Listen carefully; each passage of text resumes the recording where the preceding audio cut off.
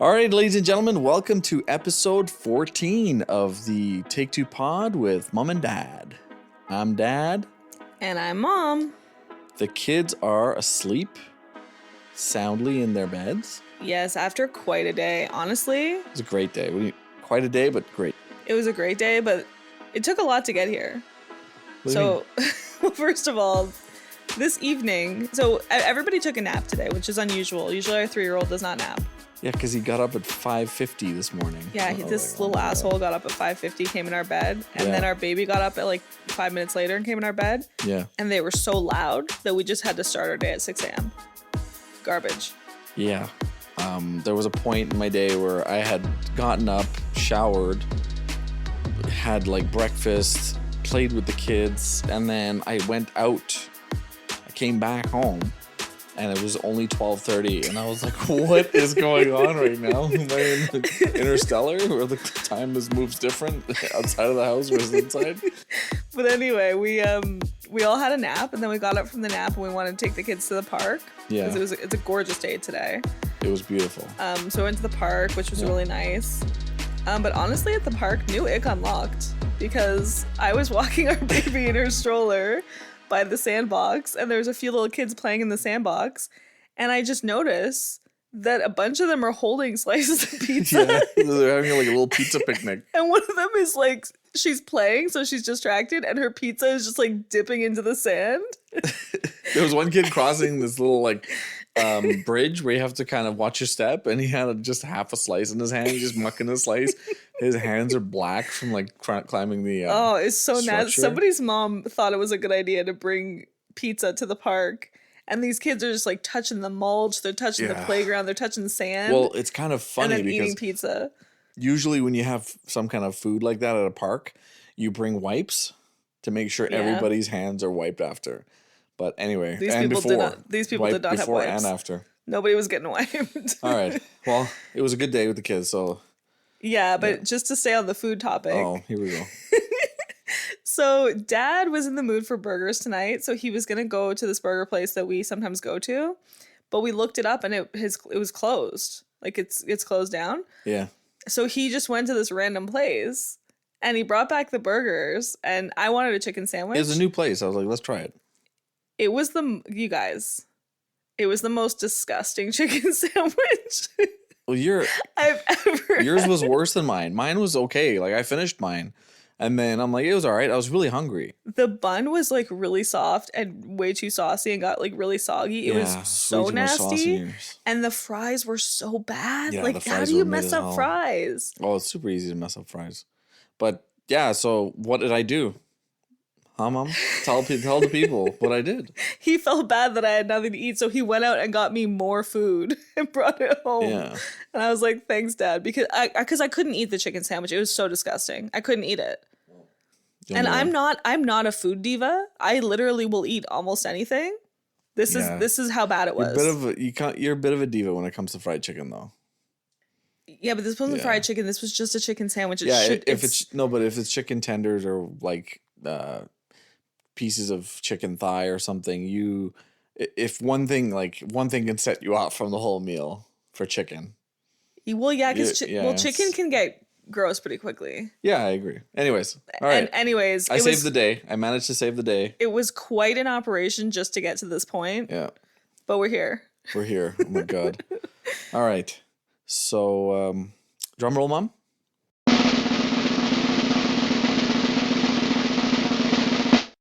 My body's ready.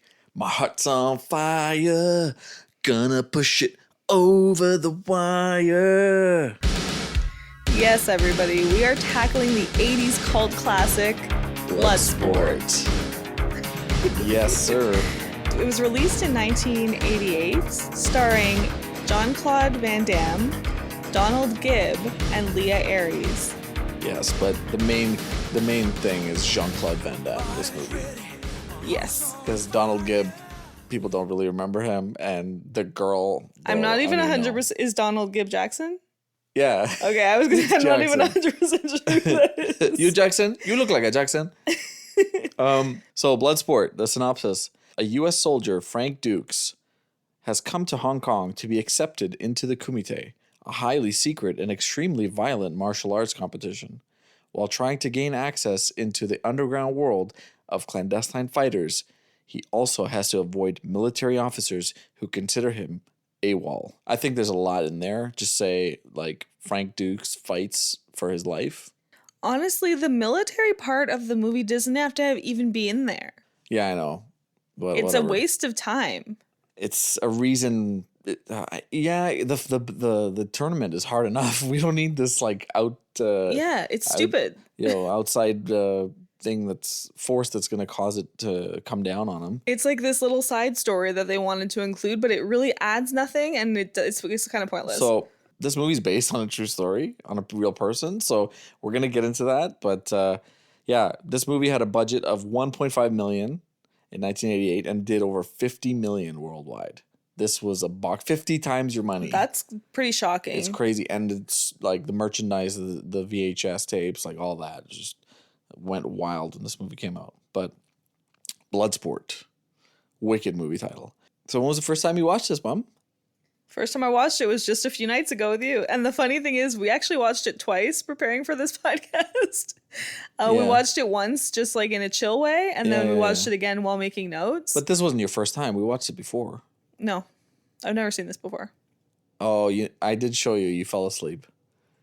Yes. Yeah, and honestly, I'm glad I fell asleep because this movie sucks. Wow. Yeah, we'll see about that. We'll see who's right and who's wrong. So the first time you think or you recall is the first time, like literally for this podcast? I think so, yeah. Oh, maybe no. I have seen it before, but it was not memorable. We did watch it. And I remember your comments about it then, but I won't bring them up. But that just shows like you don't remember anything, bro. I know I remember a lot, but this movie We're gonna have to get you some omega-3. This movie didn't stay in the memory banks. I have a great memory.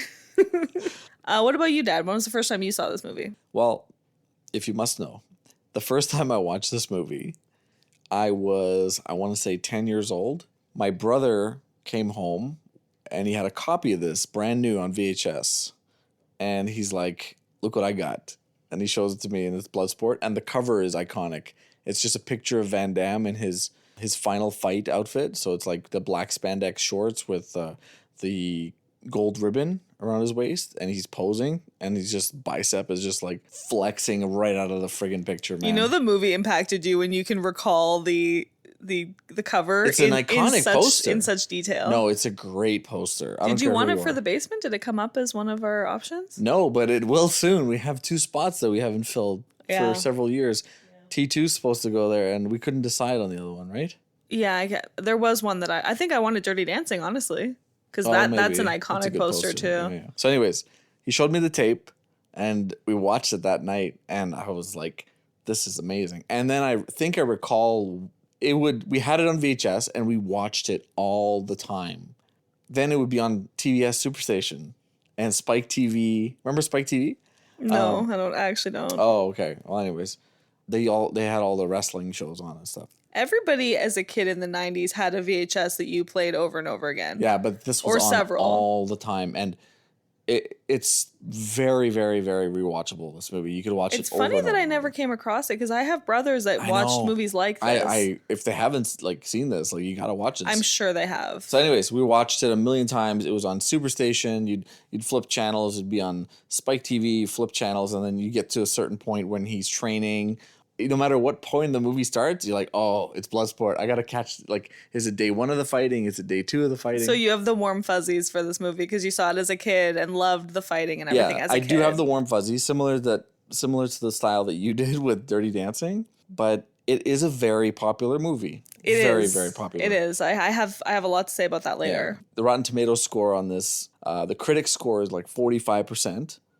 And the audience score is 75. So that's still not that good. No, 75 for an action movie from the 80s? That's very good. And then on ooh, baby. Oh. She has something to say about the movie. Oh. No. Okay, now we're back. False alarm. Yeah, by the time I got up there, her passy was back in and she was asleep. Well, that's okay. I went all the way up there. She's fine. Got to work off dinner, I guess, right? I guess. We couldn't go for a walk. So yeah, this movie, IMDb score 7.8. That's really good. People love this movie. That's my first time, and it's been part of my, action movie Rolodex, if you will. Mom, so why does this movie suck? Want to elaborate on that? I mean, I'm going to go into it quite a bit in our segments. Okay. But the movie is very cringy. Okay, it's cheesy. It's cheesy. It's very cheesy. Yeah. The acting from almost everyone involved is abysmal, including Jean Claude Van Damme. Nobody in this movie knows how to act. It's all very, very campy and very try hard. Yeah. And on top of that, like we were talking about earlier, the storyline's very thin. Yeah, it's a tournament involved. It's just a fight tournament, and then they throw in this army thing. Yeah. And like I said, it doesn't add anything. It doesn't need to be there. Yeah, yeah. He runs through the streets with these guys, and it's like a musical. He like stops and he's like toying with them. I don't know. It's man. 80s cheese, man. That's 80s cheese. It's an overload of cheese. Yeah. It's extra cheese on the side. So like, do I like it? No. Is it fun to watch? In some ways, yeah. Okay. Do you hate it? I don't hate it, but it's a bad movie. Well, I guess it depends what you're looking for, right? There's a difference between good bad movies and bad movies. Yeah. This is definitely more in the good bad movie category because it's still entertaining. Okay. It's not not that it has nothing redeeming about it. Sure. But if you're looking at it from the typical standpoint of a movie, it's bad. Yeah, I would agree with that. But if you say it's a bad movie, but it's a bad fighting movie, no. On the scale of fighting movie genre, I think this is the one that flipped everything on its head. But there are so many fighting movies that are way better. Like what? Kill Bill is just an example right off the top of my head. There's a whole lot of No, fighting in Kill Bill Volume 1. I'm talking about solely, it's strictly about hand-to-hand combat, martial arts. There's nothing else. It's only about a tournament. Well, that's considered a fighting movie. Yeah, that's a very niche category now that you're going into. Fighting movie is a genre. Jackie Chan movies are all fighting movies. So much that he made his own. Rush Hour is a great movie. Yeah, but that's not. So that Jackie Chan movie is not a fighting movie. That's an action movie.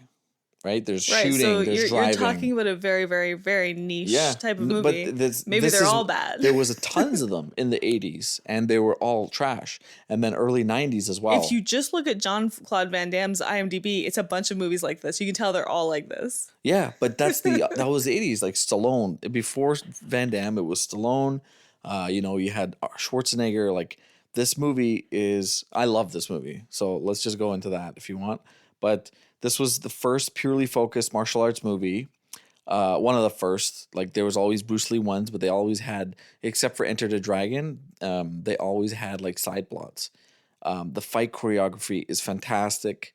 You're rooting for Van Damme the whole time, and the villain is fucking amazing. In Bolo Yeung, he's known as Chong Li in the movie.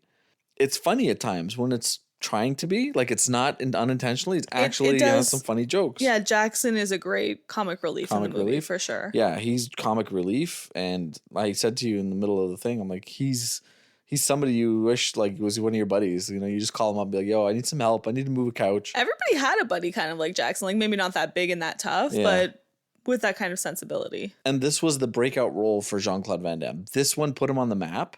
And then he got all these other movies: Universal Soldier, Double Impact. They all look like they're very similar. Time Cop. They're just kick-ass action movies. Yeah. And he does the splits in like most of them. It is fucking lit. He just rips his ball sack open. It's the muscles from Brussels. Jean Claude. Well, we actually talked about this in the Speed podcast a little bit. There was a time in the 80s and 90s where all action movies were Arnold, Jean Claude Van Damme types, very muscular guys who aren't really that good at acting. And then they brought in people like Keanu Reeves, Tom Cruise, more like average looking guys that weren't super ripped and huge. Yeah. And then I think action movies got a lot better because they're getting more relatable characters and telling them to get yoked and then go in the movie. Well, for superhero movies, because if you're not a yoked superhero, what's the point? Yeah. Unless it's like for a real action movie, they need martial artists to play that, and that's another reason why the acting isn't the best in this. But Jean Claude is pretty damn good. After this, he just kept getting better and better in acting. How many of his movies have you seen? This is the only movie of his that I can recall seeing. I'm sure I've seen him in other movies, but the performance he gives in this it's very amateur Yeah, and try hard. it's try hard, but I mean, But his fighting is good. You he can tell bel- that he's skilled. yeah, he's believable as a fighter and in the role. You don't Yeah. have some random unathletic babyface guy or handsome No, old he's guy. clearly in very good shape, and he clearly has martial arts training. Yeah, he's fucking lit. Yeah, that doesn't seem fake at So all. anyway, I just want to give this movie its manly flowers because for an action movie, like a fighting movie specific, this is the one that did everything. And everybody else followed. And we'll talk about it shortly. Yeah, we definitely will. So, Mom, you said it's a very cringy movie. Very fucking cringy. Sure. What is the cringiest moment for you? So it's not one moment in particular. For me, it's every time Chong Li is on screen. Really? This guy hams it up for the camera. So good. Acting menacing, making Chong Li. he's acting menacing, he's making lots of intense facial expression, and he's showing off and flexing his absurd steroid muscles. Like, this guy is on so many steroids. He's on the old 80s steroids where his chest just becomes like a fucking sofa. Yeah, there's a couple times where the camera focuses on him and then he just like flexes his pecs. Yeah. And there's also a couple of times where he does a knockout and makes such an absurd expression following the knockout. It's a little psychotic, right? It's psychotic, but it's also like, dude, you don't have to crank it up to 1 million. You could just crank it up to like 6 or 7. Yeah, but This guy's cooking on the stove, and he's like max power, max heat. I love it. Instead of just Power like broil. letting it, just instead of just like letting it simmer, throwing in some spices, this guy said no, full power. Yeah, I love it. When Jackson hits him in the face, he takes the blood from his face and licks it. And then gets outraged because he's a fucking monster. It's a pretty embarrassing performance, to be honest. Are you? He's one of the best villains ever. He barely says like 5 words. He says, "Very good, brick not hit back," and then he says, "Now I break you like I break your friend." And then at the end, he says, "Mate." He's unhinged though, and he's like the other fighters don't respect him.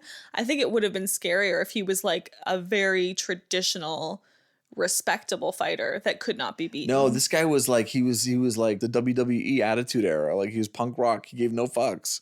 He had no respect for anybody. He didn't, and it was cringy. But it made it more villainous. Okay, what about you?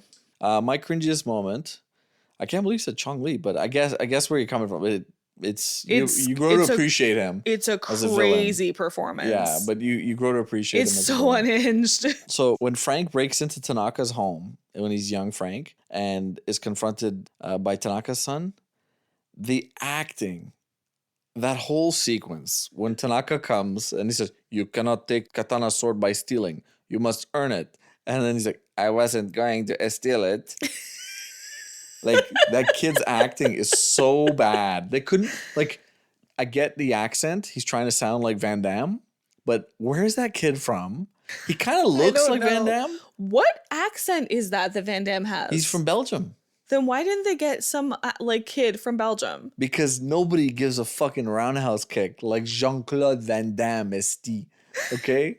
Nobody gives a roundhouse kick. Yeah, or the splits like that. Why not get a kid that has a Belgian accent? Like, how hard is that? Oh, for the young actor? Yeah. Oh, I don't. 1.5 million budget. Like, do they really give a shit? Go to Belgium and find a kid that also speaks English. You just get some guy. Like, can you sound like this? Can you do this voice? Okay, do it. Yeah, but he didn't do it well. Whatever. He barely says anything. But my biggest concern is the kid's wearing a New York Giants jersey, like the football team, and he's wearing a San Francisco Giants hat. San Francisco Giants is a baseball team. They're 2 different cities, but they're both Giants. Like, this kid, just a big fan of the Giants in general. He just like Giants. He's like, Iron Giant's my favorite movie, man. Anyway, that part was weird. And it's cringy. If you know anything about sports or a sports fan, you're like, what the fuck is he wearing? And then, so it's like a double dip. You got the cringe of the acting, and you got the cringe of the wardrobe department being like, yeah, just put the shit on him. Who gives a fuck? Well, on top of that, we see the samurai sword come out a couple of times, and there's no epicness to it. The way that the samurai sword is treated in Kill Bill is so epic. And like when they take it out of the sheath, it goes like ching. Like, it doesn't happen in this movie. It doesn't, because it's not about sword fighting. I know, but it's full contact. Literally, when he was handing him the hand samurai sword, I was like, that's it. Like, it doesn't feel valuable at all. It's about hand-to-hand combat, so it's not Kill Bill. Kill Bill was like, they had a whole fucking half an hour dedicated to how the sword was like made, and you had to get like accepted to get one. It's not about that. I get that, but it did feel kind of, it felt weak in that department specifically. I think Kill Bill made you think everybody uses swords in fights, unless it's not a sword fight. It ruined every other samurai sword movie. In a tournament, no. Yeah. Okay, so most iconic scene or moment for you. What I gotta hear this, because it's the flashback scene where Dukes remembers his childhood and training with Tanaka.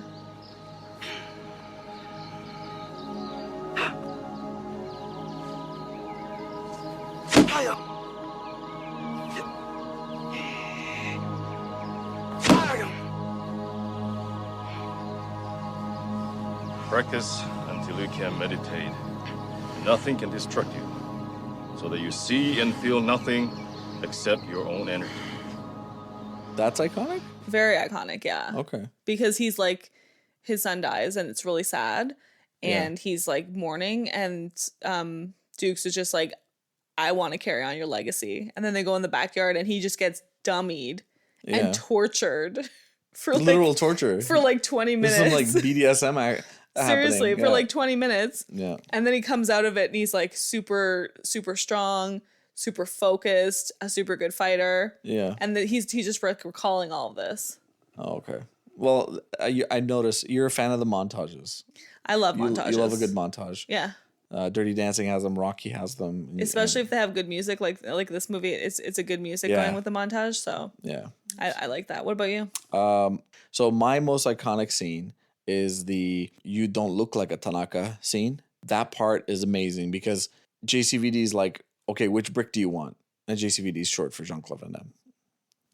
Okay. So Jean Claude Van Damme's like, which brick? And he's like, okay, what about that one? Lin picks the top brick, and then he's about to break it, and it's all like, quiet. There's no music, there's no intensity, and it's just go. Bottom one.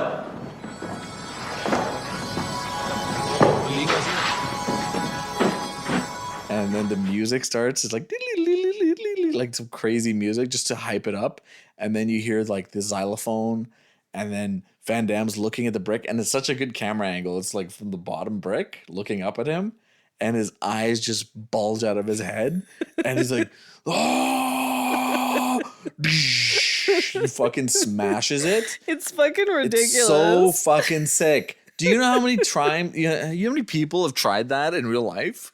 I don't think it's actually possible. No, so there it is. I'll talk about that later, but it actually is. But anyway, in the movie, it's embellished like crazy. Like there's 5 or 6 bricks, and the brick explodes like it has a fucking piece of dynamite in it. It's legendary. And then it breaks, and everybody cheers and claps. And then that's when they introduce Chong Li, right? Right. He's looking at him. Everybody's impressed except Chong Li, and he's just nodding with this little fucking smirk. He's like, "Very good, but brick not hit back." And then gives him this fucking like unfriendly scowl and walks away. Like you show Van Damme's power, right? And then you show the villain of the movie in one fucking epic 2-minute scene. It's awesome. Yeah, but honestly, the first time I watched it, I was like, "Who is that?" And Who? it wasn't until Chong Li, because it's like, who is that? He was in Enter the Dragon. He was one of the baddies on that island. There's a Bruce Lee movie. Never saw it. It's it's only inspired movies like Kill Bill 1 and 2, so no big deal. But yeah, the Bloodsport, that we honor your invitation, and then Ray's like, no shit, you honor his invitation, like just to bring levity to the whole scene. It's fucking awesome. Listen, Mom, I have a lot of quotes. I'm gonna do them with the voices. It's gonna be fucking hilarious. So I'll let you go do yours first, and then if there's one that I'm doing, I'll just do it with the voice. Okay, I only have 5. Okay, go.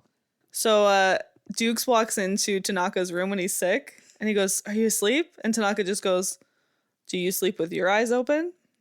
Underrated quote. Underrated quote. Yeah, I liked that. You said this one already, but you don't look like a Tanaka. And you also said this one already. Very good, but brick not hit back. So good. And then there's a scene where the military guys are coming to take Dukes away. And Jackson goes, who the hell are these scumbags? And then Rollins says, stay out of this, pal. And Jackson goes, I ain't your pal, dickface.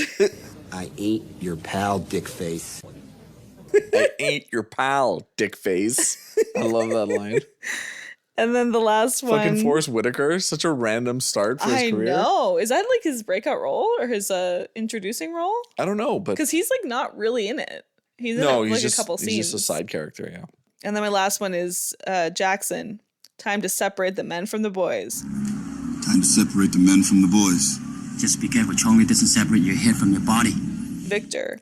Just be sure Chong Li doesn't separate your head from your body. Just make sure Chong Li don't separate your head from your body. Fucking love that. Lynn's fucking amazing in this. He's one of my favorite characters. Yeah, he's like the little brother. So I'll just go through my quotes. I said a few of them already, but I like to do it with the voices and the inflections. The bottom brick gets broken. We honor your invitation. No shit, you honor his invitation. And then Chong Li, very good, but brick not hit back. Another Chong Li, like the guy has 3 lines in the movie. So you break my record, now I break you, like I break your friend. Such a fucking terrifying thing to say to somebody. And then Tanaka in that emotional scene when they're like mourning his son. I like when he loses his temper at Van Damme at first because he's like, "You are not Japanese. You are not a Tanaka." You remember that scene? I don't remember him saying that. You don't no. remember him saying that? Oh my god! It's I remember fucking amazing. him like wanting Van Damme to be the punching bag for his kid. Yeah. And then when they meet Lynn, he's like, "I'm Lynn. You Jackson? You look like a Jackson." Frank Dux. Yeah. No. It's Dukes. And then when the reporter's trying to get away from the Asian Middle Eastern guy, like what the fuck was that all about? But anyway, he's like, "You come upstairs with me for an interview." Like hell, let go of me. You want Hussein? No. Hussein is an asshole. What did you call me? Yeah, and he goes to slap her. Yeah, She's like prepared to be slapped in the face. Like, yo, chill. And then Van Damme stops him. He goes, "Leave the girl alone. He's the American shithead who makes tricks with bricks. Guess the kumite starts one day earlier this year, huh, fellas?" He's like, if we get into a fight, then both of us will be kicked out of the kumite. Just for her? That's a fucking cool scene. He does that trick and saves her, and then she's like, "Take me." I mean, she's not like, take me right but away. also, she's like using him to get into the tournament. No, she's not, because she doesn't get in with him. Yeah, but he probably gives her enough information. She goes as a date of some like we don't know how much Asian he guy. told her. He's like, "You can't come in with me," but we don't know how much he told her. But yeah, That's that whole true. scene is amazing. Oh yeah, more quotes. "You take this coin. If I can crap it before you close your hand, I get the girl. If I cannot, she's yours." Very good. The Hussein guy. And then Lynn, when they're trying to get Van Damme into the tournament, "What's the whole up?" He says Senzo Tanaka is his Shidoshi.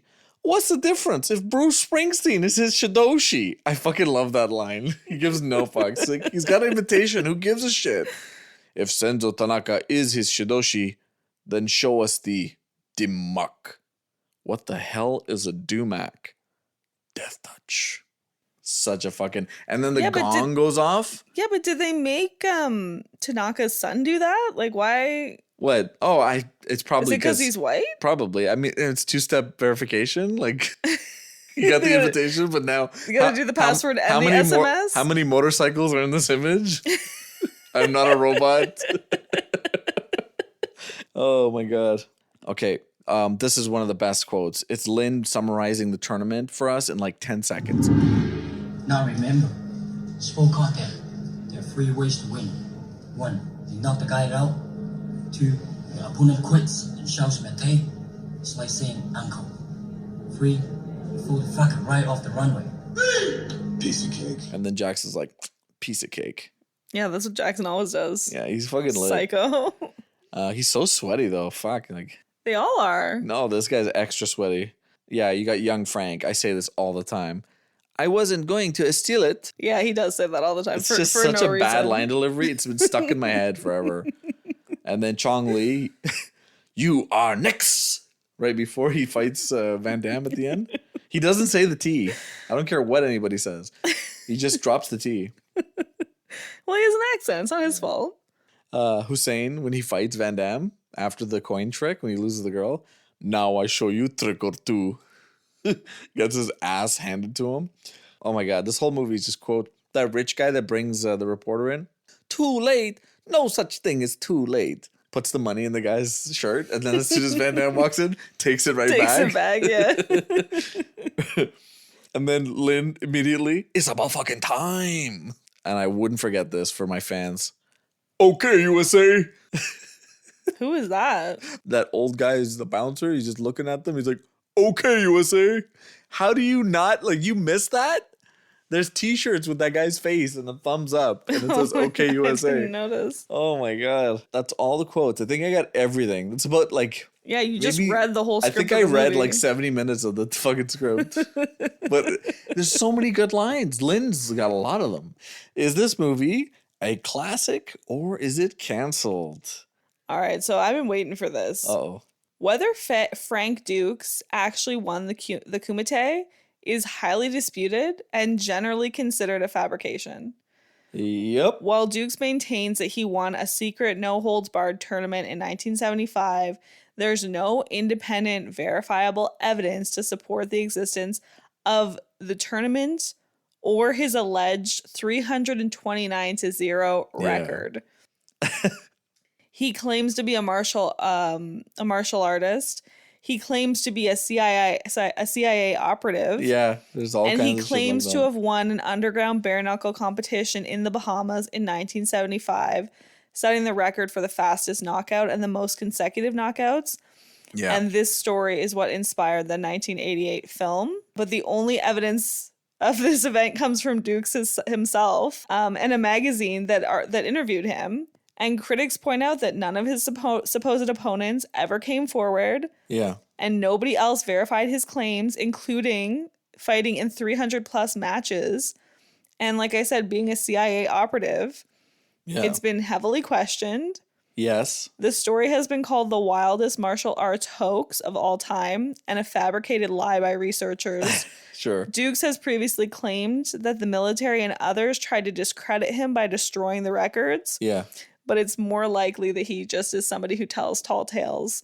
So while Bloodsport is a martial arts classic, it's claimed to be based on a true story, is not backed by any evidence whatsoever. Yeah. And the Kumite itself is probably not something that was ever real. It's funny. It's like this side story. You could make a documentary about the making of this movie now with Frank Dukes. Like you can. At the end of the movie, they're like, "This is based on a true story. This is what Dukes did." But that was the time. Nobody looked into it. You couldn't. It was the time. Remember when there was no internet? You couldn't look shit up, and you were a kid, and people would just say things. This guy claimed to invent a type of martial arts. That's also a lie. He lied about everything. You know what? I kind of miss those days. I kind of miss the days where you could be a kid and be like, my daddy bought an airplane. It's like, oh, it's so cool. Oh my God. You can't do that now people anymore. Go on Instagram and like, well, your dad didn't post about the airplane. How much is an airplane? It's like $1 million for an airplane. Oh, well, your dad only makes $50,000 a year, saying he couldn't have bought an airplane. You know what I mean? Like, this was the time where you could just like know some martial arts and just lie about shit. I won this tournament. Yeah, it was a more innocent time, but this guy lied heavily to the extent of making up this fake, intense tournament and lied to these movie makers to make a movie about him. Yo, kudos to him. But the thing is, for everyone that I'm not saying it's true, but there's a lot of the internet that love this movie, and then when this shit came out, they're like, "Oh, Bloodsport is so stupid. Frank Dukes, he's a fraud." Da, da, da. Listen, they did the same thing to Steven Seagal. Okay. And yeah, Seagal has said some shit and he's done some crazy shit. Like he hangs out with world leaders that people are like, why are you hanging out with them? It was a time where you couldn't prove stuff. Not everything was caught. Like they still say the space landing was fake, you know, because they're like, how did you get this footage? How did you get this? They didn't have the footage. Not everything was recorded, right? And they're trying to do this with Bruce Lee. I'm not comparing Bruce Lee to Frank Dukes. But Bruce Lee's getting discredited now for a lot of stuff because you know how society is. The time passes and then people forget and people don't, read and they just read what idiots say Okay, on the but internet. this is drastic. He lied No, about the but for whole every thing. person that says Frank Dukes made it up, there's somebody that says, no, I was there. I saw it. We were researching in this and I found footage of this guy at a tournament. It's black and white. You can't hear anything. So who's to say? Yeah, I'm sure he competed in some tournaments, but he made up the Kumite and he made up like all these incredible records he broke, and nobody was there to say he didn't do that. So people just believed him. Yeah. Well, he created a fucking movie out of his fake story that he made, and the movie fucking slaps. And good for him. He got paid, I'm sure. The guy knows martial arts. I've seen the footage. He has students. For everybody that says he's a fraud, there's somebody that says he's not. No, I'm sure he knows some martial arts. I'm there sure he are has underground fought. fighting. There's movies about it. There's underground fighting tournaments. Obviously, it's super embellished in this movie. Like there's gambling involved. But it's kind of believable because he says the triads are involved. So they control the underground stuff in China, and they're like, okay.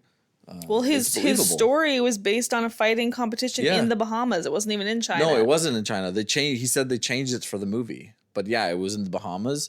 And some of the stuff he says, 56 knockouts, or something like that. It's crazy. It's like 300 plus knockouts. 0.012 fastest knockout kick. Who timed that? How do you get that time?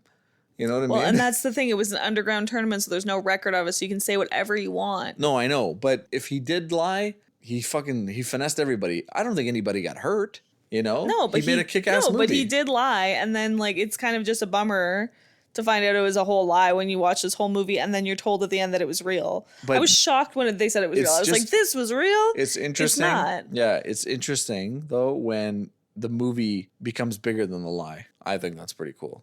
Yeah, but that's the thing. This could be a fictional story. That's fine. It wouldn't have made it better or worse. They could have just said it was made up. I'm glad we brought up the Dukes thing right away, because it's a hot topic and people try to talk about it and how he's discredited and stuff. And the guy's never really come out and said anything, so it's a good chance that he's lied. But man, to make a friggin' there's sequels to this. There's Bloodsport 2. I know. I saw online there was a sequel. He toted a story around Hollywood and it sold. Yeah, good for him. Good for you, dude. But it's not true. But Hollywood's full of liars. That's all they do. They just they lie and then somebody gets lucky and they become famous and rich. But I wrote, is this movie classic or canceled? Well, aside from the Dukes thing, this is a martial arts movie classic.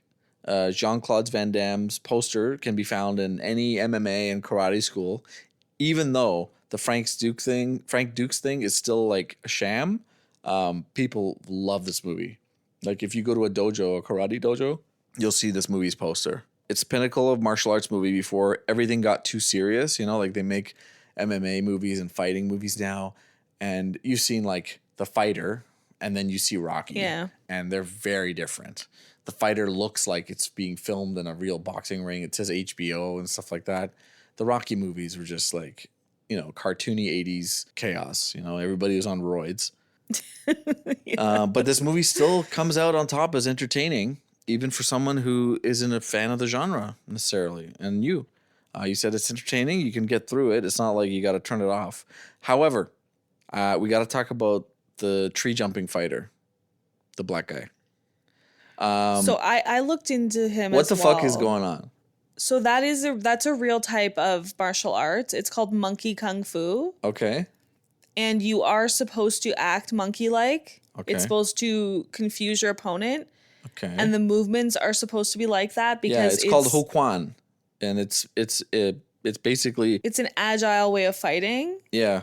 But I could see how it could be construed as offensive because he is acting like a monkey. So the actor, who's actually a martial artist, Eric Neth, was a practitioner of 7-star praying mantis kung fu, who imitated monkey style, which is called Hokuan, for the role after his training in Hong Kong. The character is briefly seen in the movie performing this crazy jump where he's jumping on people and he's jumping on a tree and he cracks that one guy's head open like a coconut. I knew it had to be a real type of fighting because he was so agile and he was doing it so seamlessly. Yeah. Like, there's no way this was just made up for the movie. Yeah, it's an authentic Chinese martial arts that includes acrobatic, sudden, and deceptive techniques involving rolls, flips, and grappling. And the guy after the movie became a specialized instructor in capoeira, which is like the Brazilian. It looks like dancing almost. It's rhythmic martial arts. I've heard of that martial arts. You're basically using your momentum and timing. Mm-hmm. But yeah, it's a real thing. So yeah, because we weren't it's not sure. canceled, I guess. Yeah, we weren't sure when we saw it because we was weren't like, what the fuck is this? We weren't sure if it was made up. Yeah. And so that just kind of shows that they really did some homework for this movie because they showed us something that we're like, yo, that's hella racist, bro. But it's a real thing. Yeah. It's, well, and it's wild. there's so many different types of fighting shown in this. Yeah. From dog boxing to sumo wrestling. There's a sumo Muay wrestler Thai. shown. There's Muay Thai. Muay Thai, jiu-jitsu. Yeah. Basically Taekwondo's Taekwondo. Jiu-jitsu's in this. I don't karate, think like basically Kung Fu's in this. There's some wushu. Yeah, like a lot of different martial arts are showcased. That one was just very odd and unique. Yeah. The sumo wrestler guys in but it it too. is real. Yeah. The more you know. The rainbow, the more you know. Yeah. Next segment is Party Like It's 2026. Yeah. So just to kind of stay on the topic that we were just talking about, if this movie was made today, it would not be about a white guy beating every other ethnicity in martial arts. Yeah, that's a good point. The lead would likely be a Chinese or Japanese person, if we're going to be honest. Oh, probably, yeah. Yeah, maybe. Depends. They did that Karate Kid movie with Bruce Lee, with Will Smith's son, Jaden Smith, remember? Before he became all weird and crazy? It can be somebody of a different race. I'm just saying, like, typically it wouldn't just, like, be showing a white person dummying everybody. I hear you. They probably would have somebody with a different background. Yeah. So in this movie, if it was in 2026, it would be basically UFC, but with no rules, which really happened. I don't know if you know this. The original UFC that started in 1993, there were no weight classes, right? So you'd have really light guys fighting with heavy, big, tall guys, which is not allowed anymore because you can really do some damage, right? Because there's weight classes in boxing for a reason. Yeah, you could easily kill someone. And basically there was almost no rules, no time limits. And it was a tournament designed to see who and which martial art would come out on top. It really happened. And then, I think ownership changed and stuff like that. And they cleaned it up. They tried to make it a little bit more humane because there were some fights, I think, that were not allowed to show on TV. Like you'd have to buy this in remember you'd have to special order tape sometimes? Yeah, and you could never prove what martial arts is the best because it all depends on the martial artist. There could be somebody incredible at karate and somebody equally as incredible at jiu-jitsu. Also, I want to give a little kudos to Van Damme. Nobody else in this day and age could bring the charisma that he brings in this movie. His acting is not the best, but I've seen worse. And the martial arts, like the roundhouse kick that this guy gives, even you were amazed. And you know nothing about martial arts. No, he is talented. And you saw how high his leg went when he kicked. And you're like, what the fuck? He's talented and he's athletic. And you told me that he actually took ballet to be able to do some of those really high kicks and splits and stuff. Yep. That is impressive. He's very athletic. Super, super athletic and flexible. I think there are other actors that are equally as athletic these days that could. I don't think I could. I couldn't come up with anybody to replace him in this if it was made I'm not today. saying direct replacement, but for me, I said to replace Frank Dukes, you could do Chris Evans. Okay. Because I did some research. Chris Evans is highly trained in Brazilian Jiu-Jitsu. He is, yeah. And karate. A lot of the flips in the movies he does himself. Yeah, he's very athletic and he's trained. And another person I chose that could have been Frank Dukes is Chris Hemsworth. Yeah. And similarly, he's highly trained in Muay Thai, boxing, and other mixed martial arts. Hemsworth would have to be Ray Jackson. He'd be perfect for it. I did originally have him as Jackson, but he's too much of a leading man. Yeah, for me, I wanted Jackson to be somebody huge. So I picked Jason Momoa to play Jackson. Yeah, he's got the biker vibe too. He has the charisma and he's enormous because it has to be somebody who's big. And he has like the bad guy biker vibes with the tattoos and stuff. So I thought he would make a really good Jackson for today's age. And for Chong Li, I actually picked Simu Liu, who Oh, plays he's not big enough though. he plays Shang-Chi Yeah. in the Marvel movie. He has advanced training in Tai Chi and Wing Chun. Yeah. For the Shang-Chi movie, he specifically trained highly in martial arts, and he also had previous martial arts training throughout his youth. Yeah. So he could be a really good villain. Yeah. You're saying you don't think he's big enough, but he is in really good but shape. Chong Li's fucking enormous. The guy's chest is like You're from not here gonna to, find an actor today that's like that You though, because will. you'd have to be on steroids. It would have to be it'd have to be like a wrestler. It couldn't be a real traditional actor.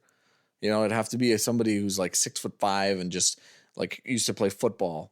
Chong Li is not 6'5" in this movie. He looks towering. He looks huge. He's not. I know he's not, but when he's next to Jackson in the ring, he looks like, I don't know if it's a camera work or something, but the guy just looks like a couch with legs walking towards you. I guess, well, they can't have Jackson towering over him because it would take away his menacingness, but They look kind of even Stevens in the ring. yeah, but I Sometimes. don't think he's that big. That's the biggest fuck up. He had him. He should have just ended it. I know, he just got too cocky. He got way too cocky. Like, how cocky are you, bro? This Yeah, guy you just turned killed like 6 people. You turned your back just because the guy like took a knee, basically. The guy took a knee. Like, it's You not- thought it it's was not over. done. He just killed a bunch of people. Like, you think he's gonna let you live? Yeah, He's lucky he survived. he was lucky to survive. Yeah, he put him in the hospital in a coma. Yeah. Did you? So you said you couldn't find I anybody couldn't for Frank recast Dukes? this, and you know, also I just want to say the action guys of the '80s, they were a different breed. You had Stallone, you had Arnie, you know, Jean Claude Van Damme, Chuck Norris, Carl Weathers. Like, these guys were built different. They were on that special old school roids. I swear they were just enormous. They were on the roids that absolutely destroy your genitals and make you Your so liver just, like, enormous. bursts out of your asshole. How is Arnold still alive? Like, seriously. I don't know. The guy, He's made it to a decently old age for a roid guy. Yeah, he was. He's a big boy. So, all right. Can you watch this with your parents? Yeah, it's very violent. Yeah. So it's not necessarily like a wholesome family movie, but Sure. there's no nudity and the sexuality is very mild, like when Frank Dukes has sex with Janice. Yeah. It is kind of an awkward scene where Frank wakes up after spending the night with Janice and she's watching him from across the room and he's just adjusting like his skin tight maroon undies. Yeah. That's a little uncomfortable. That became a thing. Showing Van Damme's rear end in movies. It just became a thing. Well, yeah, he has a nice butt, but Or like him without a he was shirt. wearing women's underwear basically. Ew. I mean, And they were maroon. they got to be tight. He's in a fight. I They don't were know. that I don't like. know. It Does was he? Speedo before it was Speedo. Does he have kids? Because he was wearing some tight underwear. Maybe And that's supposed I'm to ruin sure he your has sperm kids. count. Yeah. Van Damme, I think he has kids. He's the muscles from Bustles. What do you want? I said yes. Anyone could appreciate Jean Claude Van Damme's motivation in this movie.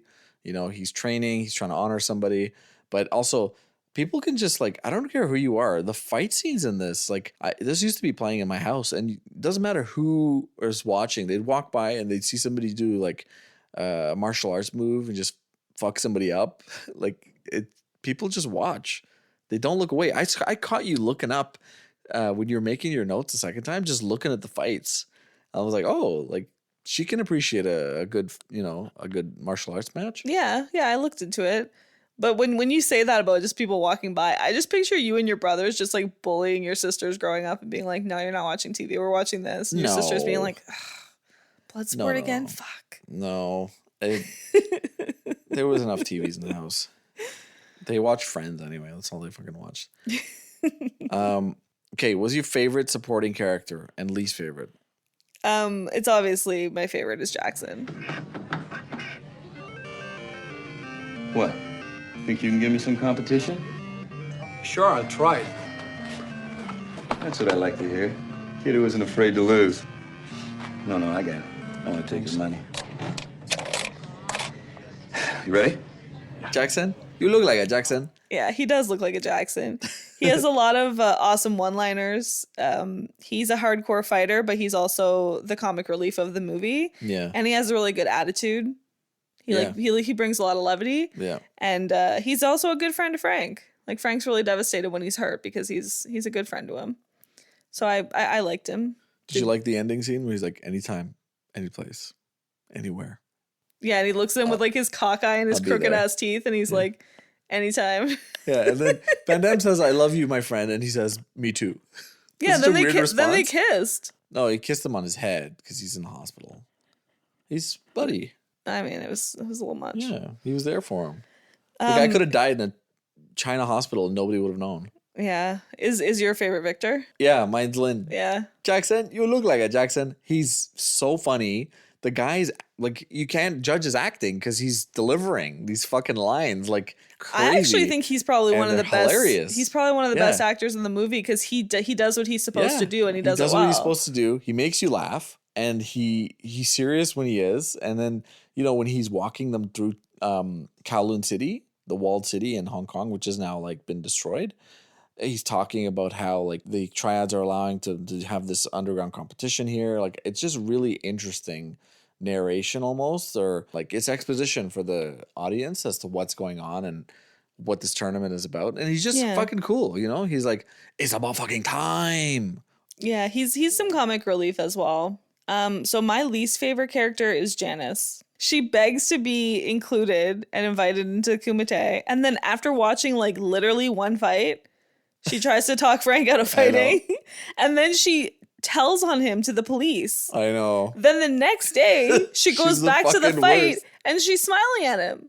I know. The fuck? She's the worst. Also, if you're a hardcore reporter looking to report on an underground fighting match, you should have a little bit of a thicker skin. Yeah. She couldn't she like watched one fight and she was like, "Oh my god, this is so violent." What did you it's That's why they call it illegal. That's why they call it Bloodsport, kid. That's a quote we didn't say. It's the fucking line of the full movie. contact illegal underground fighting ring. Yeah, I know. Of course it's going to be violent. Yeah. Like it's so like she pissed me off so much. I didn't like her at all. She's my least favorite as well. Is she? I just wrote 2 words. I'm just gonna freestyle it. Like I wrote, she sucks. Like she just sucks. She does suck. Okay, so no offense, because she's like the only woman in the movie. I'm not trying to be anti-woman. Listen, but if you're an it's a weak investigative character. reporter and you know that there's this underground gang mob related illegal fighting competition, the last thing you're gonna do is go around these fighters and tell them you're a fucking reporter. You're gonna go in undercover from the second you land in Hong Kong. You don't want anybody to know you're a reporter, you know? And then she sleeps with one of the fighters. So you kind of make yourself seem kind of cheap because we obviously understand her motivations. And I'm not trying to shit on her only. Van Damme, what are you doing? You're not supposed to be in bed with a woman when you're about to fight. Everybody knows that. Yeah, and also if he's like supposedly like does all this meditation and he's super into fighting and focused, why are you fucking someone you don't even why know are you right knocking before boots your with fight? this reporter? What if you catch syphilis, bro? What if you get itchy in the middle of a fight? Well, I'm sure he is. You know, what if you start scratching in the middle of a fight and you're, you know. Ew. I'm just saying, fighters it's traditional. It's known that they're supposed to stay abstinent for weeks before a fight because it increases focus, aggression, everything, you know?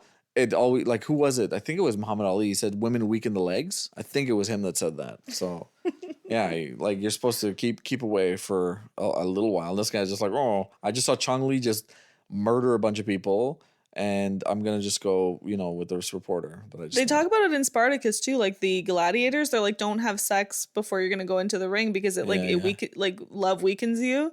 Yeah, exactly. And I mean, now scientifically, I don't think there's any proof that that's true. I don't think so either. I think it's psychological for the man. It could be. I'm glad we both agree that the reporter's trash. Janice is the worst. Yeah, I don't even remember her name. I just put reporter. It's Janice. Yeah. Cultural impact. You want to go first? You want me to go first? You can go first. Okay. I got 2 words.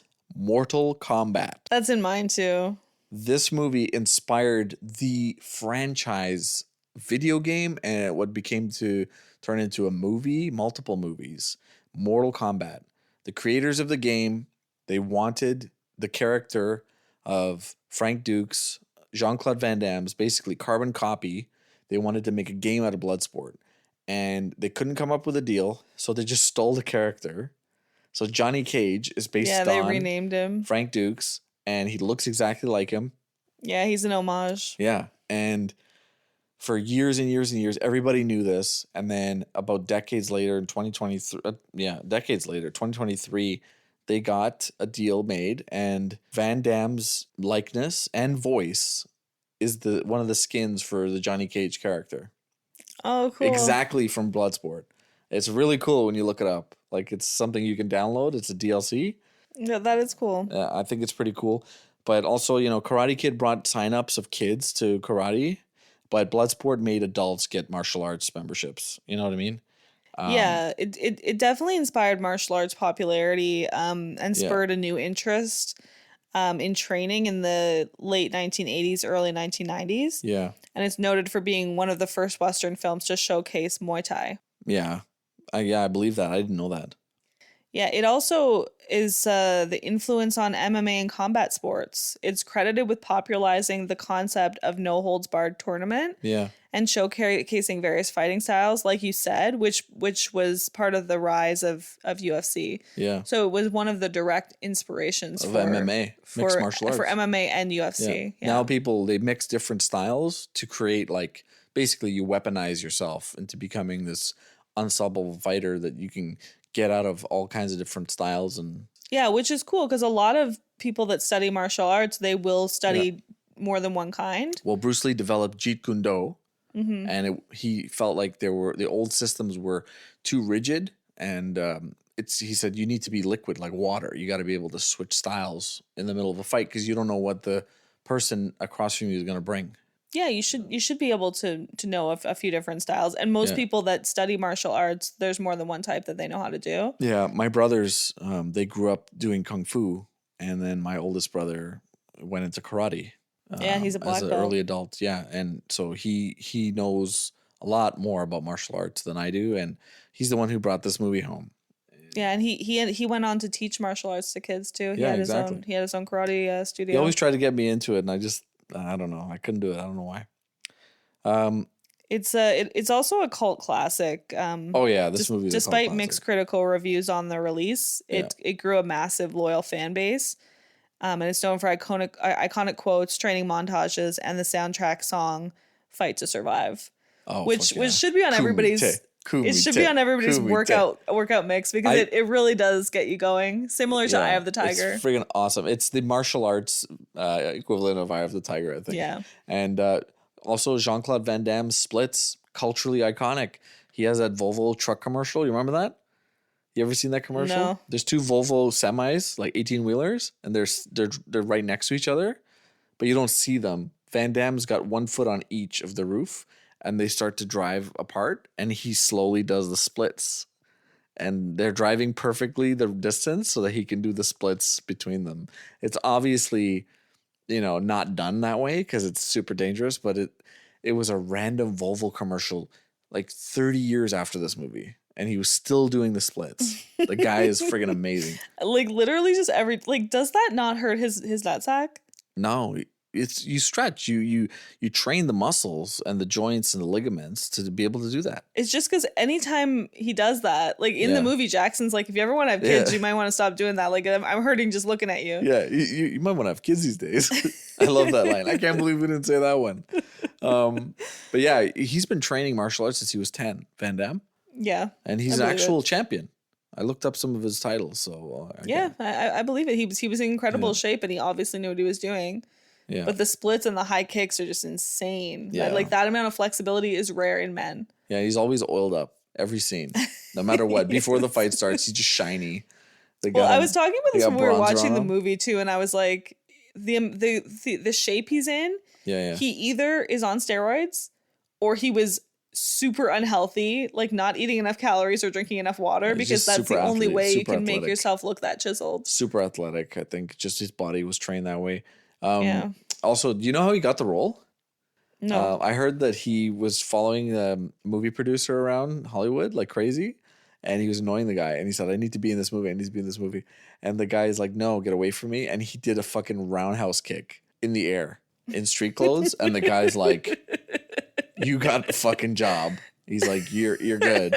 He did his signature roundhouse kick, and everybody's like, "That's so cringy. That's fucking gangster. Watch this." Yeah, I bet you if he did the splits, the guy wouldn't have cared, but he did a roundhouse kick that he's like, "I've never seen anything like that." So that's epic. The soundtrack, we mentioned it. It's 80s montage heaven, honestly. Yeah. It's just any montage you can come up with, you can play this in the background. It's very 80s with the choo-choo, choo-choo, choo-choo, choo-choo.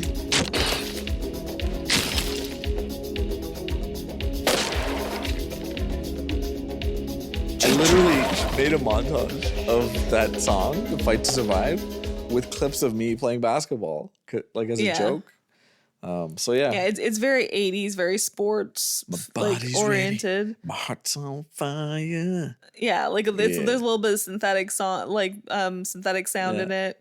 It matches the movie pretty perfectly. Kumite. Kumite. Even the slower songs, like in the opening sequence where they show like they're getting the ring ready and then you see the different fighters. It's like, fuck, man. Like, it's cool. They introduced Chong Li breaking ice blocks the size of like that was pretty human cool. heads. That's fucking sick, dude. That was pretty cool. That's cool. I think it was really cool. Tomorrow we leave for the Kumite. Okay, location. What do you got? I kind of touched on this earlier, but Tanaka's backyard. Okay. The montage back there is awesome, and we see Frank Dukes becoming a badass. Plus, I like the fighting mats that they battle on, and the medieval torture devices. The training torture devices? Yeah, where like How the fuck did they even come up where he with that? ties him just to ropes and then just pulls his body apart. Did you find out who came up with that? Whose idea was that? Oh, I didn't look into Van it. Damme's like, look what I can do. You pull my leg this way, I pull my leg that way, and I do it. You just record. No, somebody on the movie is just a fucking freak and came up with that themselves. Maybe they're like, yo, I want to break this guy in half. pull the fucking ropes. What about you? My favorite location is the arena. I think it's perfect. It's got those boards, old school boards with the fighters' names on it. Those old timey like Price is Right, like stage set lights, and the mat looks very aggressive. There's stains of blood on it and stuff like that. I think it's just really cool. You know, you got this like pit behind made of sand, and the fighters fall. I think the arena is really cool. Just talking about the stains, it's disgusting when that guy who's cleaning the stains off the mats pops up and he sees the gold tooth. I mean, yeah. He picks it up and he bites on it. Yeah. Which, first of all, ew. Yeah, I know. And then he steals it and he wipes the blood off the mat. You nasty. Well, it's probably worth a lot. I don't know. I mean, yeah, that much gold and solid gold, right? It has to be, I think. Okay, but that was in somebody's mouth. Oh, no, I didn't say bite it. I'm just saying he's probably excited. How many germs are on that shit? Ew. Well, who knows what the guy's into. So who gets the spinoff, Mom? It's obviously Jackson. A movie about him getting in really good shape and preparing for the Kumite. You look like a Jackson. I got Frank Dukes in his 50s. His hips are shot, but he teaches yoga in California. He can't do the splits anymore. Yeah. But it's in a Curb Your Enthusiasm style of recording. I call it split decision. Oh my God. Basically, he's in his like twilight years and he just won't let go of his past. And I think it'd be pretty funny. Yeah, it could be. Also, Chong Li, You Are Next, the TV show, it'd be his revenge arc. But this time, there's two of them. Because Frank Dukes, like, I'm thinking like a tag team tournament where Frank is partners with Ray. They have to tag in, and then Chong Li has a new partner, and it's this like, I don't know, little guy who's really dangerous and fast. I think it'd be pretty cool. Part 2 was not Van Damme. It was not Bolo Yeung. It was all new people. No, Jackson was in it. Oh, he was in the second one? Yeah, he's in the second one. What? Yeah. He reprised his role. You guy. I can't believe I didn't know that. I kind of want to watch it now. You just want to see some more Jackson? Yeah, he's fucking one of the best characters. He's your favorite supporting character. Yeah, I thought he was great. Okay, double feature. What are you watching with this? I mean, I've brought it up several times. I want to watch a good fight movie after this kind of shitty one. I want to watch Kill Bill. You'd watch Kill Bill? Kill Bill 1 or 2. Both of them work. Fair enough. I want to see that samurai sword action after this. Fair enough. That's a different type of fighting, though. It's sword fighting. It's such a better movie. It's not a better fighting movie. I would watch Double Impact after this. Keep it Jean Claude or Kickboxer. They were both very notable fighting movies in the very same style where there's a tournament. And so you just want more of the same? Yeah, Kickboxer, yeah. But I think Bolo Yeung, he's in Kickboxer again. He's the villain again. They're actually really best buds, in real life. Van Damme and that's cute. Chong Li, they're like old men best buds. They're both just talking about coming off roids. They should have done like the Rocky thing with Drago, where their sons fight each other. Yeah, they still can. That would be cool. But yeah, I'd watch Double Impact's the one where he has a twin brother that he doesn't know about. They got split at birth. Van Damme.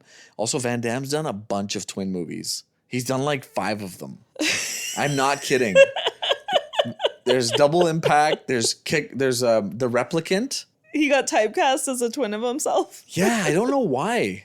It just was a thing. It was probably a trend in the 80s. It 90s. was. There was always a twin. Like twins literally came out, but it was different. There wasn't two Arnolds. But it would have been cool. Van Damme was known Arnolds. for the twin movies. I don't know why. And Universal Soldier, he made like, I don't know, 8 of them with Drago. The first one and like the 4th one were really good. Oh my and god, it's fucking ridiculous. Yeah, it's got a cool. You know what the concept is? Universal Soldier. They take ex-military vets that have trauma and PTSD, and they erase their memory, and they make them into killing machines. That sounds like an Arnold movie. And then their memories, like they have they're repressed. They come back. That sounds similar to that Arnold movie where he's married to the girl from Casino. Married to the girl from Casino. And he wakes up and he's Total Recall. Yeah. Yeah, but it's not in the future. Oh no, it is in the future, but it's not like Mars. It's not like they're on Mars. Okay, but it sounds kind of similar to that. Total Recall gives alien vibes because it's another planet. There's actual aliens. This is just like human cyborg. Well, either way, Kiss, Marry, Kill, or would you rather? Oh, Would you rather have Jackson punch you in the face as hard as he can, or get squeezed by the sumo guy? I would want to get punched in the face. You could die from either one. Yeah, I don't feel like I don't want to know what it feels like to have your spine broken. But you'd rather be punched in the face to the point where it could kill you? Yeah, because if Jackson punched me in the face, I would just get knocked out, right? You could die. Yeah, I know. Give you a severe concussion, and you could die. I'd rather that than just, Yeah, fair enough. It might be less painful to be punched in the face by Jackson actually in the long run. Anyways. That's all you got? Okay. Okay, I got one. Let me shoot one back at you, okay? Okay. Would you rather take a roundhouse kick from Van Damme in his tight-ass underwear? Okay? Or would you rather be the bottom brick? What a fucking stupid question. Well, which one? They're both shit. You can't be the bottom brick. The bottom brick explodes. Okay. Do I want to explode or get kicked? Okay, do I want to get kicked? Okay. Obviously. Okay. Do you want to be the second last brick? It's a joke, man. Chill. What's your problem? You want to fight? No. You asked me a ridiculous question like 2 episodes ago. And I'm like, of course I wouldn't do that. You're like, oh, I got a little dumb question. I'm allowed to. It's my segment. I can't ask you a question. Dick. Is this a Lazy Sunday movie? Of course it is. The fight scenes, the music in the background while you're like just chilling, the training montages. Fuck yeah. 80s. It's the soundtrack on its own is fucking Sunday vibes. What do you got? I said no. I prefer to watch good movies on a Lazy Sunday. Wow. This is a great fucking movie. This is a great fighting movie. People You're love attached this to it movie. because of your childhood. There are also movies that I was obsessed with as a child, and I look back on now and I'm like, wow, that was a POS. Listen, this has aged much better than Dirty Dancing. Wow, you're gonna come for the iconic Dirty Dancing? No, if you're gonna come after Bloodsport 80s schlock, I'm gonna come after your 80s schlock. Okay, I'm telling you, it has aged way better. You don't have a 25-year-old trying to bang a. Was the reporter underage in this? No, she wasn't. She was a grown-ass woman. That's true. There was no pedophilia in this for one. Yeah. There's a certain circle of pedophiles. Yeah, in the martial arts group, they're like, no. They're like, no, we like our women fully grown. What do you have for movie alias? I got, honestly, Bloodsport is perfect. It just sums it up. But I had a couple here just for fun. Kumite. I had that too. Kumite would be cool. Fight to Survive. Okay. It's in the song. And then just for fun, The Muscles from Brussels, even though he plays an American military guy. Yeah. Him and Arnold play Americans, then they just have these accents randomly. I know. He's like, I'm American. It's from all the concussions. Yeah. It's not an accent at all. Yeah, Van Damme. I mean, his is from all the cocaine the guy fucking had. Oh yeah, he played Guile, who's an American Air Force pilot from Street Fighter with his accent. It's so bad. That was peak cocaine and peak like terrible movie decisions. So best performance. Wait. You didn't see my aliases. Sorry. So I had Kumite, Yeah. I had Dukes, and I had Deathblow. Yeah, you fucking called this movie Deathblow like 3 times. I kept forgetting the name of the movie. I said Deathblow's the movie, the fake movie that Kramer and Jerry go and bootleg in Seinfeld. I literally thought this movie was called Deathblow. That's such a better name. Deathblow, it works though. It does. It works. It would be so good. No, the sequel, Deathblow, a Bloodsport story or something. Yeah, it could be like the next one. Yeah. Oh my god, you're such a jackass. Best performance. I just said Jean Claude Van Damme because none of the performances in this movie are good. His is pretty good. But he's a good fighter. He's in really good shape, so I'll give it to him for embracing the role and preparing well for it. Yeah. He obviously didn't just walk in with his dick out and try to like do this movie. He did true. it properly. I give this to Lynn. As much as good as Van Damme is in the movie, I mean it's his movie, but Victor Lynn is amazing. He's hilarious. His lines are good. He delivers each one perfectly. You know, what's the difference if Bruce Springsteen is his Shidoshi? Like that's such a funny line. Like who wrote that? And if he didn't write, like if it was the writer who wrote it, the guy's delivery is amazing. Somebody pumping out a bunch of trash movies over and over again wrote this. So yeah, it's just some of the things I'm just like, yeah, who wrote this? Do you have any shower thoughts, Mom? Yeah. There's a scene where Jean Claude Van Damme is fighting. It's one of the first fight scenes he does. Yeah. Where he elbows a guy in the face. And that's real. He accidentally elbowed somebody in the face really hard and knocked them out, and it made it into the movie. Yeah. I looked it up. They didn't have any stunt guys for this. It was all martial artists, and some of the hits are real. Like when he hits the I'm not surprised because it's really good fight scenes. When he hits the sumo wrestler guy in the stomach, remember in slow mo? Yeah. The guy's stomach, like you know what he did to that brick. That guy's stomach his intestines are all just coming out of his asshole now. Like he hits him so hard. I'm like, no, sumo wrestlers trained to take blows to the stomach. No, that's true. He doesn't fall. Like he recovers, and then Van Damme gets him in the balls after he does the splits. But I'm just saying, like there was some real hits that must have happened. Yeah, I'm not surprised. Frank Dukes was a fight coordinator for the film. Yeah. And when Jean Claude Van Damme was cast, Dukes announced that Van Damme was not in nearly good enough shape to play him and put him through a 3-month training program. Yeah. And Van Damme, a world championship martial artist in his own right, called it the hardest training he's ever endured. The guy looks phenomenal in this movie. So maybe he did it to...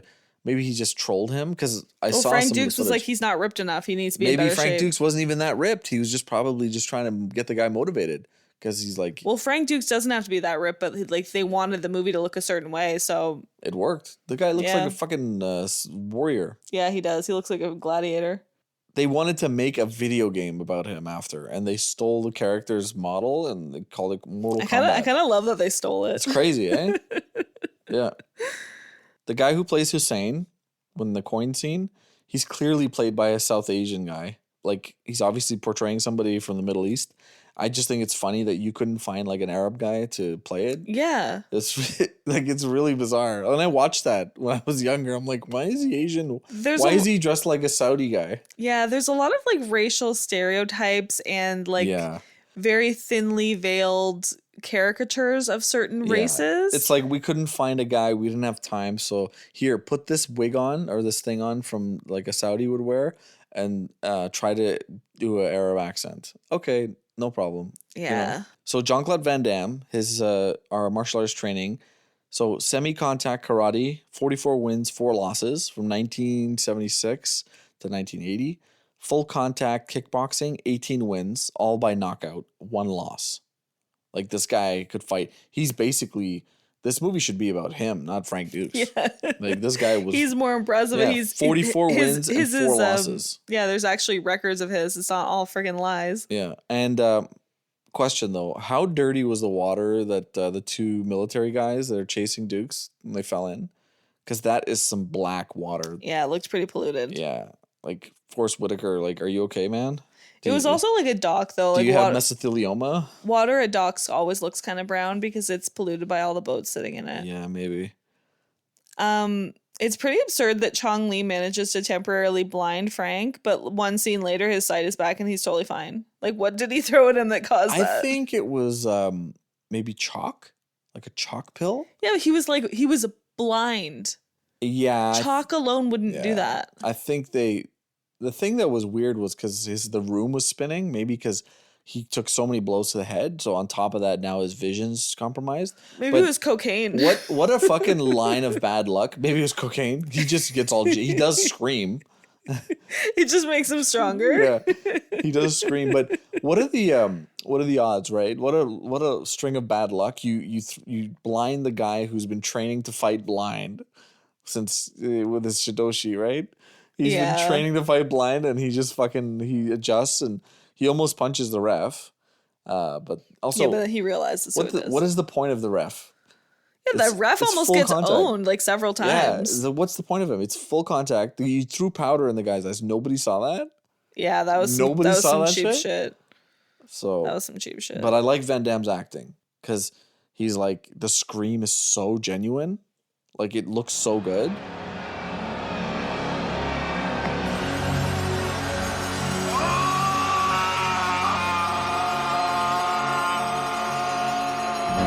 You know, he's somebody who's training his whole life for this, and you can't beat me, so you're gonna fucking cheat. Like, that scream, I felt that scream. Yeah, that was pretty weak. So apparently Jean Claude Van Damme was doing splits on set and working out between shoots. He was constantly impressing people with his splits.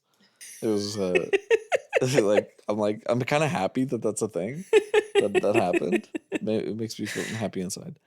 It's like, yo, I want to see something crazy. He just goes into a full ballerina split. Yeah. The dim mak is something that's shown on video done by Frank Dukes, but it's not like in the movie. Obviously in the movie they've really embellished it. There's like 6 bricks. In the video, basically what he did was he put a board, like a wooden board, and then he put a tile on top, and then another wooden board, and then another tile on top.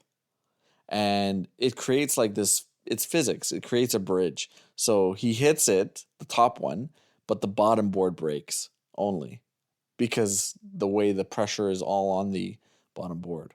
So it's just like a weird, it's like not a magic trick. It's not really a magic trick. It's just, if you look at it, it's like, oh, that's impressive. I mean, you'll impress like maybe some 15-year-olds, but anybody that ever took physics or built a popsicle stick bridge knows that all the pressure would be on the bottom board and you would just break. So I don't know, man. Like, maybe this guy was just a cold-blooded liar. Like, it's crazy. It's kind of crazy that you could lie about that before the age of internet. You could just say anything and people would just be like, oh, okay, this is probably true. Did you have to make a bridge in physics class? Yeah. In school, in elementary and in high school. We had to make a roller coaster for a marble in grade 12 physics. Oh, really? It was hard. Yeah, it sounds fun and hard. It was a group project. It was hard. It was hard as shit. Oh. But we passed. Yeah, we managed. Yeah, I can't remember we had a project in physics. I don't remember what it was. Anyway, I don't know why we're talking about physics. Does this movie hit different as a parent? You obviously don't recall ever watching it before we had kids, so... Also, not necessarily hitting different as a parent. Sure. Obviously, none of the fight scenes really resonated, but this scene where Tanaka talks about losing his first family to Hiroshima. Yeah. Yeah, so he's just gone through so much loss, and then Van Damme just wants to honor him by learning his fighting. Yeah. And just being that person that his son should have been for him. So I thought that scene was like really sad and emotional, but other than that, I didn't really find anything in the movie that would really affect a parent. Yeah, I think you're right. There's the scenes with that scene. That scene is probably one of the best acted. I agree, yeah. The guy who plays Tanaka is actually pretty good. When his voice cracks, I was like, yo, this guy's like, he's coming in. He's going in. And then even for Van Damme, it's pretty decent acting considering the music and everything takes a big part of it, but the scenes where the kid's getting bullied at school and stuff like that, that part you could see your kid is like, okay, because I do want to put our kids in martial arts at some point. It's going to be good for them. It's good for self-confidence. Yeah. Even just self-defense. Like if something ever happened, it's a skill you carry with yourself the rest of your life. And Yeah, you can especially defend for yourself. our daughter, I'd like her to know how to defend herself. Yeah. So, I mean, it would be pretty cool. But, we'll cross that bridge when we get to it. Honestly, I watched it when I was a kid. I watch it as an adult, and I watch it as a parent. Does it hit differently as a parent? No, it does not. But I want to show this to our son when he gets older because it's a kick-ass fighting movie. Obviously, I don't want to show him now because he'll just start doing kicks and hitting people at daycare, and we don't want that. But yeah. One of the best parts about having kids is sharing things that you loved growing up. Yeah. And we've been able to do it a little bit, but our kids are 7 months and 3 years old. So we haven't gotten to that really fun part of parenting where you get to watch your movies with them and shows and read them. Like I have a couple of book series that I have to read with the kids. Yeah. And I'm just really looking forward to that. So that's always exciting as a parent. But yeah, this isn't really a very emotional movie. Yeah. Hey, what do you think happened to the son? Like, how do you think he died? They don't really say in the movie. I was waiting for them to be like Chong Li going up to him and being like, I killed your friend. What are you going to do about it? That happened in Mortal Kombat, right? Liu Kang's brother gets killed by Shang Tsung, and then he goes and fights in the Mortal Kombat tournament. Well, that's what I thought was going to happen in the movie, and then it just never happened. So they could have made that an element of it, but they chose not to. All right, Mom. How many OK USAs do you give this movie out of 10? Sorry, babe. I give this 4 OK USAs out of 10. Holy shit. The storyline is thin. Okay, not even a 5? No, the storyline is thin. The acting is bad. And the fact that Frank Dukes lied, when I read that, shame. That took a couple points off. I probably would have given it a 6 if it had really been real, but it wasn't. What was your reaction when you read it? Was it like, what? Yeah, I was like, oh, because at the end of the movie, I found out it was real. I was like, oh, that's crazy. This is a real story. It's not. It's a freaking made up story that a guy made up and lied about to Hollywood. That's crazy. 4 out of 10, bro. What about you? I give it a 7 out of 10. It's a 7. It is what it is. It's a fighting movie from the 80s that kicks ass, and it's 2026. It still kicks ass because the hits look real, the damage looks real, the fighting is beautiful, the soundtrack is better than a lot of the shit you see today. I've seen modern day fighting movies. They're weak, guy. They're low budget trash. Make a good fighting movie, Hollywood. They don't make them like this no more. Because there's no point of making a movie like this with shitty acting and a bad storyline. They're making Karate Kid again with Jackie Chan. Are they making it again? There's a market for it, bro. The second one was bad. The only good Karate Kid is the original Karate Kid. Sweep the leg. The first one was bad. But no, the original from the 80s is good. Martial arts stuff makes money.